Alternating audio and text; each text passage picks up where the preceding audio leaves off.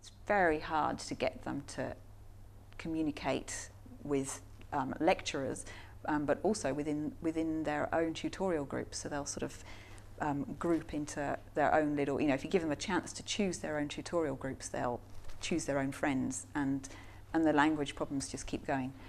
So the problem is quite clear when they go out into placements, because we put them out into placements every year through the programme. So they go out and work in a pharmacy store under the care of a pharmacist, but pharmacists are very busy people, so a lot of the time they have their own workbooks that they need to work through, and that involves interacting with customers.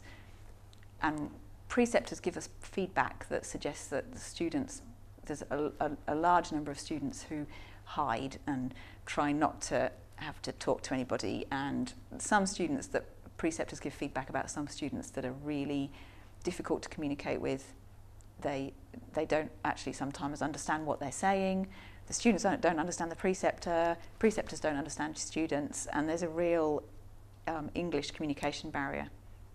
So we needed to address this problem, because the problem is growing because we're getting more students coming through pharmacy, and so it's just becoming more obvious. If we're trying to put 3 times as many students out into pharmacies within Brisbane regularly on a weekly basis, then there's 3 times as many students with English issues, and it's just becoming much more obvious to the preceptors, and we're getting much more feedback that there's problems and we really need to address it early.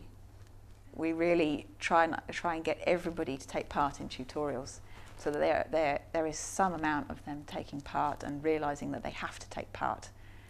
They've got to communicate with people in order to be a pharmacist. You're never going to be able to go and be a pharmacist and, well, sometimes you can find a pharmacy where you might be able to go and hang back in a pharmacy and just dispense prescriptions, but the pharmacy profession is changing, and as we move forward into the future, there's going to be a whole lot less of that. That'll all be done by robots, and we'll be out the front giving much more advice and interacting.